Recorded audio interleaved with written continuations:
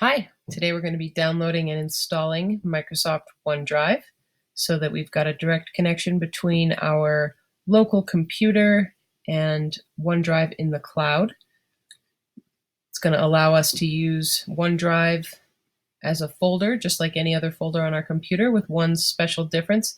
The folder on our computer called OneDrive will allow anything we put in it to be automatically synced to the cloud as long as we are connected to the internet, which means once it's up there, you can access it from any device, anywhere. So I have navigated to the Mac store, the App Store, and that's where, generally speaking, I would say Mac users will want to download the app from. Same for iOS users. If you are using an Android device or Android mobile device, you're going to be downloading from the Play Store. And if you're on Windows, you'll be downloading from the Windows Store. So wherever you go to get your apps for your device, you're going to go and you're going to search and locate OneDrive. So I am going to open the App Store right here. There we go. I'm in the App Store. Here it is. I'm going to click Get. And for me, it's that simple, and I click Install. So I'm installing the application locally on my computer. And you're going to want to do this when you want to use this computer regularly. It's your main work computer, and you want to be able to access and use the files there all the time. I said no to saving my password. I generally encourage folks to not save their passwords if you have any ability at all to memorize them, or if you are willing to use a password keeper kind of application that can significantly simplify your life. So we've got about a minute to install.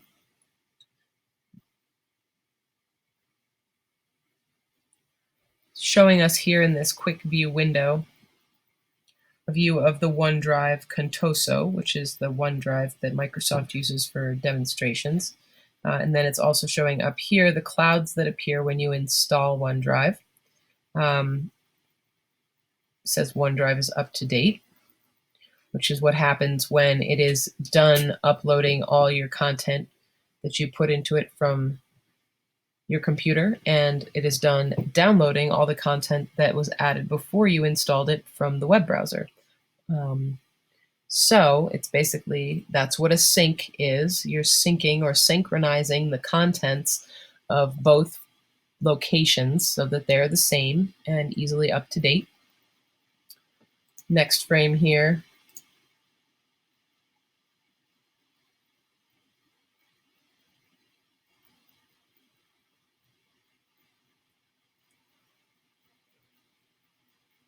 It's allowing OneDrive to be part of the Finder if you're using Mac.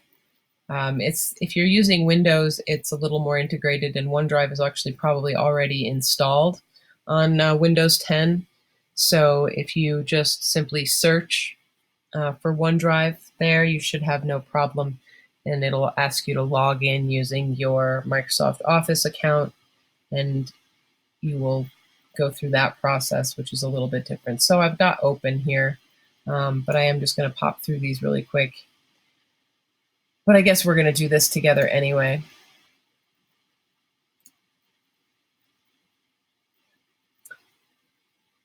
Okay, so we're going to go ahead and click open. And you will see the OneDrive clouds opening down here in my app bar, and you'll see that they're getting ready to open up here. So here we go. I'm going to add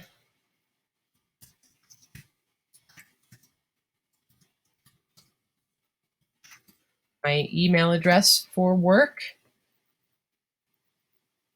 and it's going to ask me to go through the same process again, putting in my password.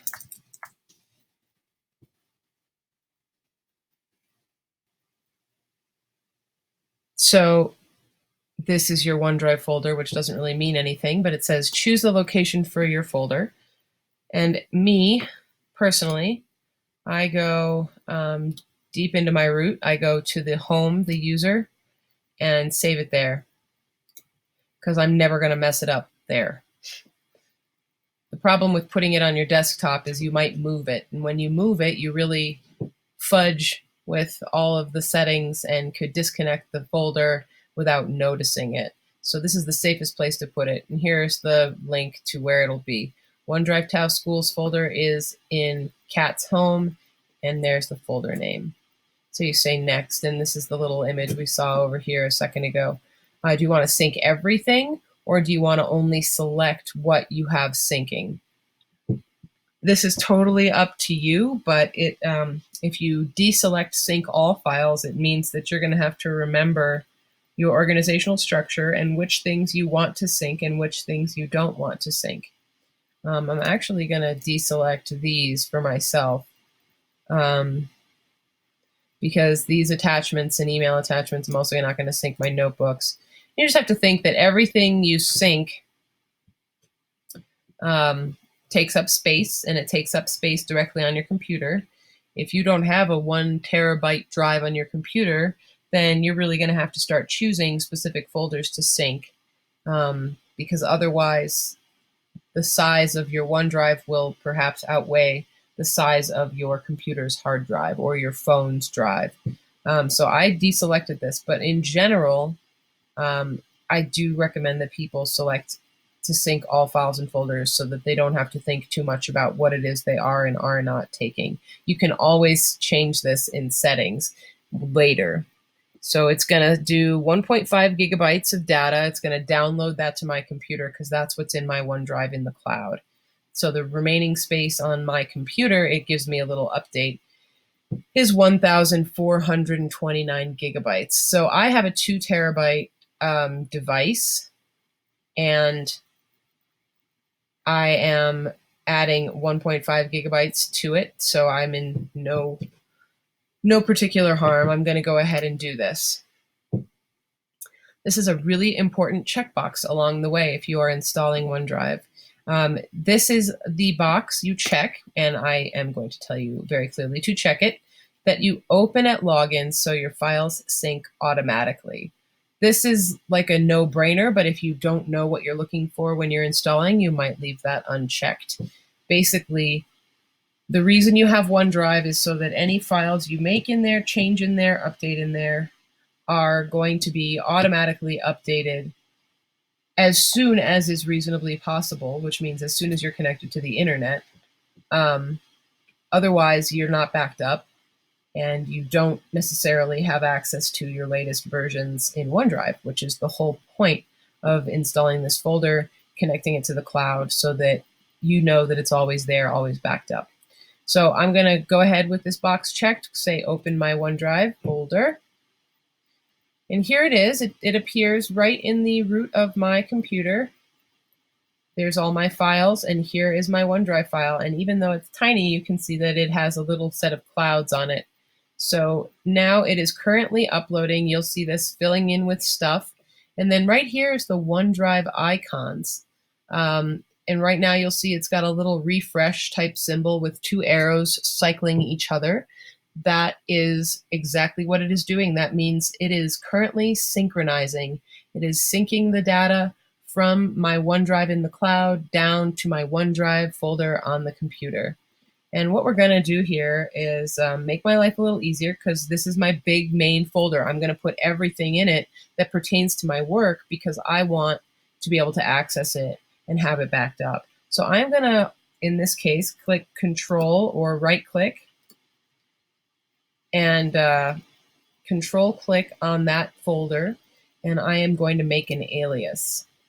Okay, so we know that it's an alias because it's got a little black arrow next to the file, and I'm going to drag the alias onto the desktop right under this other lovely alias. Well, it actually put it to the top, but that's fine. So right now you can see this alias, which is a shortcut to this folder. It is not a copy of this folder. It is this folder. So when I open this folder, this is simply a hologram. It is actually telling this folder to open in Finder. So we've got cycling happening still, because remember I had 1.5 gigabytes of stuff to cycle through.